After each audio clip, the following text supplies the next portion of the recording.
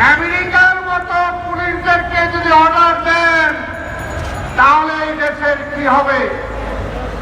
আমি পুলিশ ভাইদের বলতে চাই, পুলিশের প্রধান যিনি আছেন আইজি সাহেব, তাহলে প্রথমে আপনাকে এবং সাবেক আইনজীবী যারা আছে তাদেরকে এই রাস্তায় আপনাকে হাঁটু গেলে জনতার কাছে মাপ চাইতে হবে।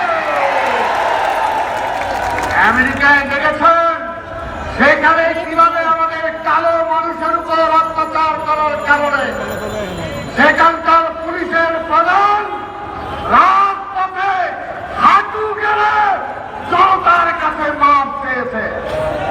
তাহলে বলেন আপনি, আমাদের আপত্তি নাই, চিন্তা করে দেখেন পুলিশও রাজি হবে কিনা। আমরা তো বলছি